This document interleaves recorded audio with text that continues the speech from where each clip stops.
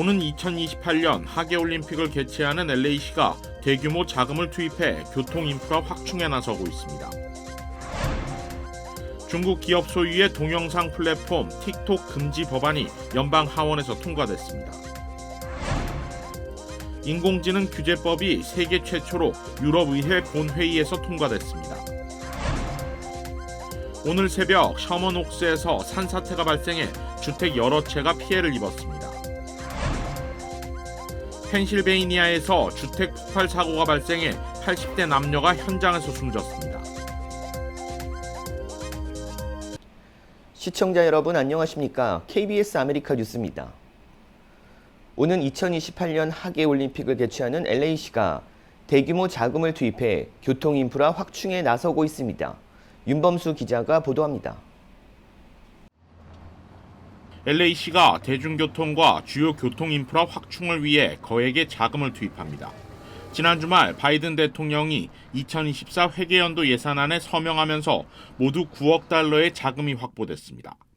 세부적으로는 LA 메트로에 7억 990만 달러가 배정됩니다. 한인타운을 지나는 퍼플라인 지하철 연장과 이스트 샌퍼난도 밸리 지역의 경전철 프로젝트에 사용됩니다.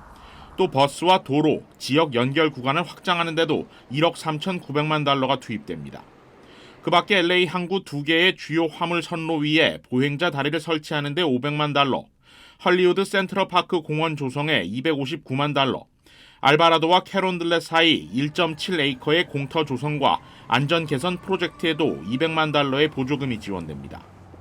LA시가 연방정부로부터 유치한 9억 달러의 자금은 4년 뒤 열리는 하계올림픽 개최에 맞춰 LA시의 교통 이동성과 접근성을 획기적으로 개선하기 위한 것입니다.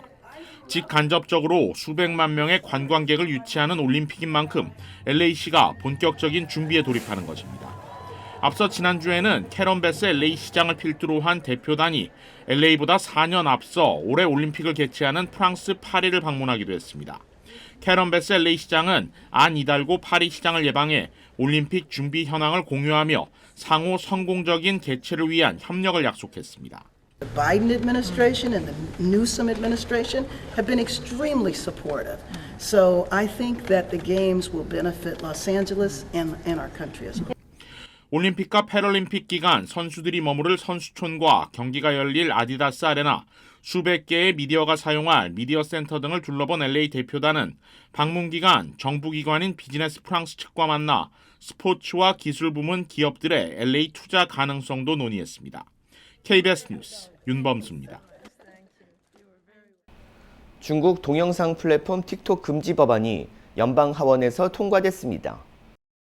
오늘 공화당이 다수당인 하원에서 이 같은 내용의 법안을 찬성 352표, 반대 65표로 가결했습니다.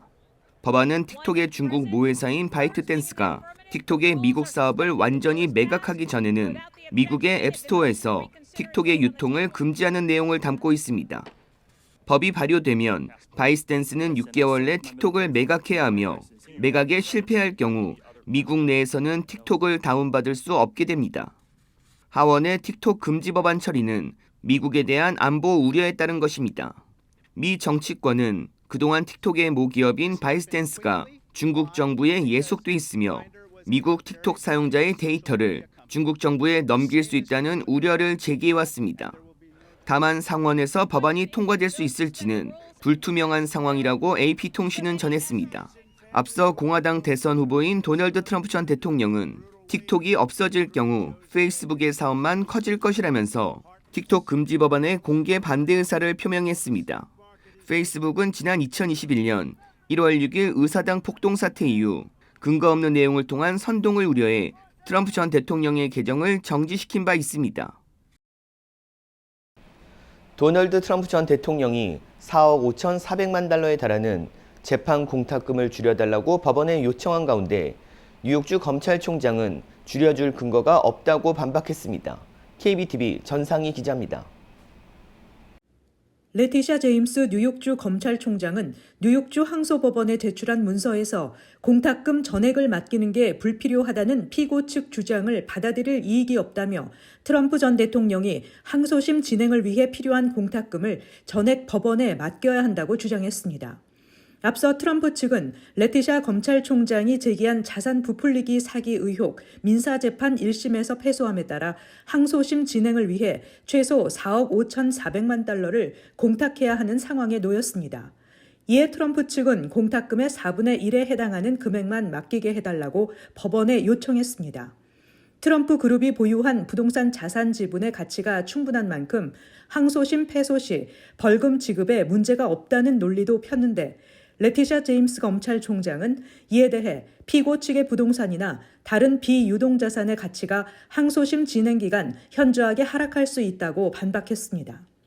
트럼프 전 대통령은 앞서 지난 8일 성추행 피해자에게 명예훼손 위자료를 지급해야 한다는 법원 결정에 항소하기 위해 보증회사를 통해 1,000억 원대에 달하는 공탁금을 법원에 맡긴 바 있습니다. 트럼프 전 대통령은 정치 자금 모금 단체인 슈퍼팩, 마가에 몰려드는 정치 후원금 대부분을 소송 비용으로 충당하고 있습니다. 그는 최근 후원금 마련을 위해 $399에 판매되는 황금 운동화를 내놓은 데 이어 검은색 마가 모자도 $50에 판매하기 시작했습니다. 뉴욕타임즈는 트럼프 전 대통령은 두 공탁금을 동시에 감당할 만한 현금이 부족하기 때문에 항소 법원이 1심 결정을 유예해주지 않는 이상 재정적 위험에 처할 수 있다고 평가했습니다. KBTV 뉴스 전상입니다. 인공지능 규제법이 세계 최초로 유럽의회 본회의에서 통과됐습니다. 자세한 소식 안다영 기자가 전합니다. 유럽에서 인공지능 AI가 법의 규제를 받게 됐습니다. 유럽의회는 현지 시각 13일 열린 본회의에서 세계 최초로 AI를 규제하는 법안을 가결했습니다. 최종안은 AI 활용 분야를 4단계의 위험 등급으로 나눠 차등 규제하는 내용을 담고 있습니다. 고위험 등급으로 분류되는 의료 교육을 비롯한 공공서비스나 선거, 자율주행 등에서 AI 기술을 사용할 경우 사람이 반드시 감독하고 위험관리 시스템을 구축해야 합니다. 2021년 발의된 초안에는 없었지만 챗 GPT 같은 생성형 AI 등장으로 AI 오남용 우려가 커지며 추가된 내용도 있습니다. 이런 고도의 지능을 갖춘 범용 AI를 개발하는 기업은 EU 저작권법을 반드시 준수해야 하며 AI의 학습 과정에 사용한 콘텐츠를 명시해야 합니다. AI를 활용한 실시간 원격 생체인식 식별 시스템 사용도 사실상 금지됩니다. 테러 같은 강력 범죄자 추적 등 예외적인 경우에 일부 허용되지만 이 경우에도 법원의 사전 허가를 받아야 합니다. 이 밖에 딥페이크 영상이나 이미지는 AI로 만든 조작 콘텐츠라는 점을 표기하도록 했습니다. 또 다양한 데이터를 모아 개인을 평가하는 이른바 소셜 스코어링 기술 활용은 원천 금지됩니다. 법을 위반할 경우 전 세계 매출의 1.5%에서 최대 7%에 해당하는 과징금을 물 수 있습니다. It's a launchpad for the European startups and also researchers to lead the global race for what our fellow citizens want, a trustworthy AI. 이번 최종안은 다음 달 EU 27개국 장관들의 최종 승인을 거쳐 연말쯤부터 일부 조항부터 단계적으로 시행될 예정입니다. 파리에서 KBS 뉴스 안다영입니다. 오늘 새벽 샤먼옥스에서 산사태가 발생해 주택 여러 채가 피해를 입었습니다. LA 소방국에 따르면 오늘 새벽 2시 51분쯤 거목과 전선들이 주택 뒷마당으로 쓰러졌다는 신고를 받고 3471 노스 벤츄라 캐년 애비뉴로 출동했습니다. 현장에서 산사태가 발생한 것을 확인했고 최소 주택 3채가 피해를 입었다고 밝혔습니다. 이번 산사태로 주택 한 채가 붕괴됐으며 다른 3채는 파손된 것으로 전해졌는데 붕괴된 주택은 리모델링 공사 중이어서 다행히 인명피해는 발생하지 않았습니다. 당국은 붕괴된 주택의 가스를 즉각 차단하고 인근 주민들을 긴급 대피시켰습니다. 산사태가 발생하게 된 원인은 아직 파악되지 않은 가운데 일부 전문가들은 최근 잇따라 내렸던 비로 인해 산사태가 발생했을 것으로 보고 있습니다. 비가 내리는 동안 또는 그 직후에만 산사태가 발생할 수 있는 것이 아니라 심지어 비가 내린 지 한 달이 지난 후에도 산사태가 일어날 수 있다는 설명입니다. 펜실베니아에서 주택 폭발 사고가 발생해 80대 남녀가 현장에서 숨졌습니다. 소방당국은 피츠버그 외곽 크레센터 타운십에서 어제 오전 8시 54분 주택 폭발 사고가 신고됐다고 설명했습니다. First unit arrived on scene at 9:02 to find one home completely leveled by some type of explosion, fire throughout the building, throughout the foundation, and fire along the hillside from that obvious explosion. 주택 폭발로 집 안에서 89살 남성 데이비드 미첼 주니어와 87살 여성 헬렌 미첼이 숨졌다고 소방당국은 밝혔습니다. Unfortunately, we were able to find 2 deceased occupants, 1 adult male and 1 female. 당국은 다른 부상자는 발견되지 않았다고 설명하며 주택 폭발은 인근 타운십과 강 건너편에서도 느껴졌다고 설명했습니다. We all felt and heard the explosion. Instantly, a column of white smoke up in the air, followed by a thick column of black smoke. 현재 폭발 원인을 파악하기 위해 소방당국과 폭발물국이 조사 중으로 사고 현장이 외진 곳이지만 사람들이 접근할 수 없도록 통제하고 있다고 밝혔습니다. 중국 허베이성에서 가스 폭발로 추정되는 사고가 발생해 2명이 숨지고 26명이 다쳤습니다. 김민정 기자입니다. 교차로 인근 상가 건물에서 갑자기 폭발음이 울려 퍼집니다. 불길과 함께 자욱한 연기가 피어오릅니다. 길 가던 사람이 튕겨나갈 정도로 폭발의 위력은 강했습니다. 楼上的话31层屋内有被那个震裂特别大烟特别浓烟第一次距离爆炸这么近 가스 폭발로 추정되는 이번 사고로 지금까지 2명이 숨지고 26명이 다친 것으로 집계됐습니다. 4층짜리 상가 건물은 뼈대만 남은 채 무너져 내렸고 주변을 지나던 차량과 도로 아스팔트까지 파손됐습니다. 인근 주택가의 가스 공급까지 끊겨 주민들이 큰 불편을 겪고 있습니다. 중국 당국은 추가 피해를 막기 위해 반경 500m 안에 사는 주민들을 모두 밖으로 이동시켰습니다. 폭발 사고 지점까지 1km 넘게 떨어진 곳이지만 벌써부터 현장 진입이 통제되고 있습니다. 这得封到什么时候呀？今天肯定过不去了。电话没开出完呢，这边还弄着呢，还在处理。 지난 11일에도 후베이성과 후난성 등지에서 공장 폭발 사고가 발생했습니다. 최근 폐막한 양회에서 시진핑 주석이 직접 사고 예방을 강조했지만 잇따라 터지는 안전불감증 사고에 중국 사회의 불안감이 커지고 있습니다. 베이징에서 KBS 뉴스 김민정입니다. 지난주 금요일 뉴욕시 퀸즈에 위치한 망명 신청자 보호소에서 난동이 발생해 뉴욕시경이 출동했는데요. 경찰의 폭행 영상이 공개돼 논란이 일고 있습니다. KBTV 기련민 기자입니다. 지난 금요일 저녁 뉴욕시 퀸즈에 위치한 망명 신청자 보호소에서 술에 취한 남성이 난동을 부리고 있다는 신고가 접수됐습니다. 이에 현장에 출동한 뉴욕시경은 1살짜리 아들을 안은 채 난동을 부리는 47세 베네수엘라 출신 남성 야니 코르데로를 진압하기 위해 전기 충격기를 사용했으며 그를 제압하는 과정에서 3명의 경관 중 1명이 코르데로의 얼굴을 주먹으로 구타하는 영상이 공개됐습니다. 이에 대해 경관의 과잉 진압 논란이 커지고 있는 상황에서 에릭 애덤스 뉴욕시장은 뉴욕시경의 대응이 적절했다고 옹호하고 나섰습니다.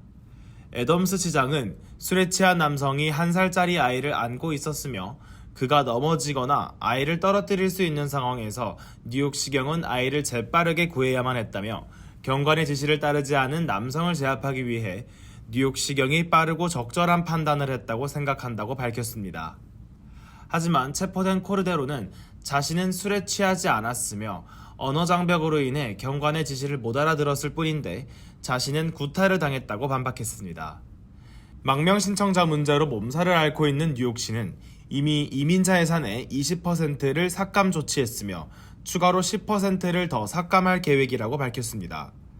하지만 여전히 뉴욕시로 몰려들고 있는 망명 신청자로 인해 경제적 지원, 보호소 지원뿐 아니라 망명 신청자 범죄 급증 등 사회적인 문제가 계속해서 발생하고 있습니다.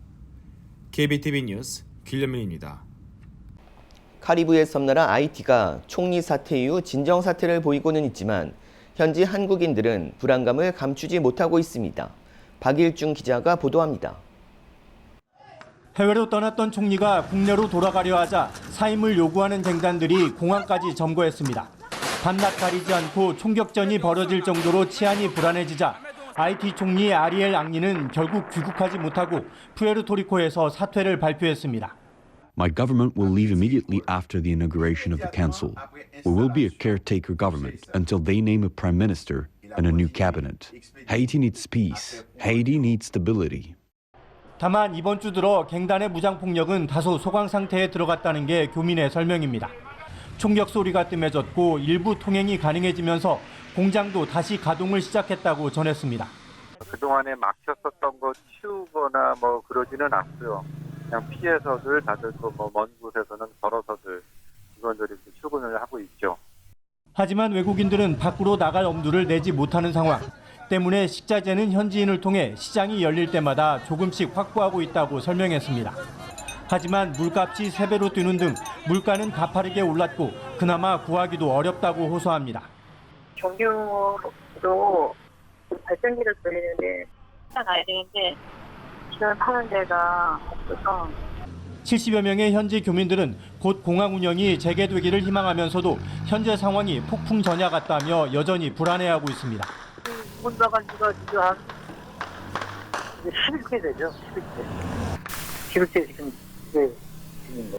우리 외교당국은 교민들과의 단체 대화방 등을 통해 안전 확인과 함께 비상대책을 점검하고 있다고 전했습니다. 뉴욕에서 KBS 뉴스 박일중입니다. 뉴저지 주정부가 코로나19 대응에 실패했다는 보고서가 공개됐습니다.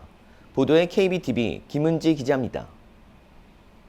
주베크 뉴저지주 전 법무부 차관이 주도해 작성한 이 보고서는 뉴저지에서 약 300만 명을 감염시키고 무려 3만 3천 명 이상을 사망케 한 코로나19 팬데믹에 대한 뉴저지 주정부의 대응에 관한 것으로 보건계획, 의사소통, 의사결정 등에 있어 분명한 결함이 있었다고 지적하고 있습니다.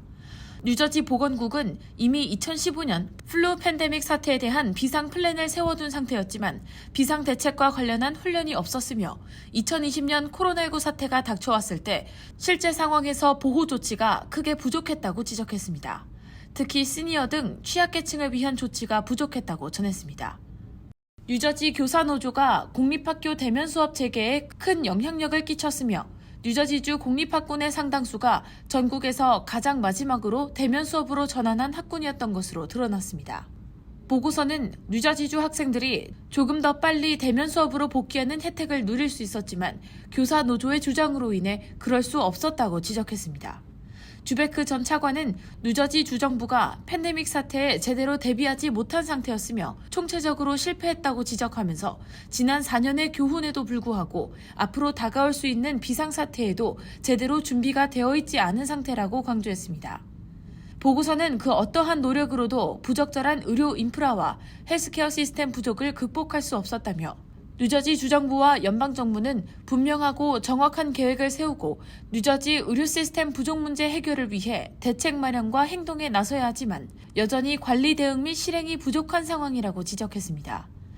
한편 필머피 뉴저지 주지사는 이번 보고서를 토대로 의료 분야 실태에 대해 면밀히 모니터링할 것이며 의료 시스템 및 의사소통 또 관리를 위해 입법부와 협력해 더 앞으로 나아갈 것이라고 밝혔습니다. KBTV 뉴스 김은지입니다. 한국중앙선거관리위원회가 제22대 국회의원 선거 제외 유권자 수가 총 14만 7천여 명으로 확정됐다고 밝혔습니다. 이번에 확정된 유권자 중 한국에 주민등록증이 돼 있는 국외 부재자는 11만 9,800명이고 주민등록이 말소된 제외 선거인은 2만 8천여 명으로 집계됐습니다. 국가별로는 미국 유권자가 3만 3천여 명으로 가장 많았고 일본 2만 4천여 명으로 조사됐습니다. 공관별로는 일본 대사관 9,122명, LA 총영사관은 6,736명으로 집계됐습니다. 국외 부재자는 지역구와 비례대표를 선출하고 제외선거인은 비례대표만 선출할 수 있습니다. 제외선거 유권자 수는 지난 2022년 제20대 대통령 선거 때보다 34.6% 줄었고 2020년 제21대 총선과 비교하면 14% 감소했습니다. 일본의 민간 기업이 개발한 소형 로켓이 발사 직후 폭발했습니다. 지종희 기자입니다. 일본 남부 와카야마현에서 발사된 소형 로켓 카이로스 1호기. 화염을 내뿜으며 하늘로 향하더니 발사 5초 만에 폭발합니다. 폭발한 로켓의 파편들이 사방으로 흩어지고 발사장 주변으로 불길이 번졌습니다. 일본의 민간 기업이 개발한 길이 18m, 무게 23톤의 고체 연료 소형 로켓이 발사 직후 폭발한 겁니다. 개발 업체는 로켓이 발사된 다음 기체 이상이 감지됐다고 밝혔습니다. 学科限界線というのを最初に飛行計画の中で設定しております。で、そこを逸脱する可能性がある場合には飛行中断の指令が出されると。 스페이스원은 카이로스 1호기로 고도 500km에서 일본의 민간 기업으로는 처음으로 소형 위성을 지구 궤도에 진입시킬 계획이었습니다. 일본 정부가 98억 원을 들여 개발한 이 위성이 궤도에 투입되면 지상을 촬영해 해상도 등을 확인할 예정이었습니다.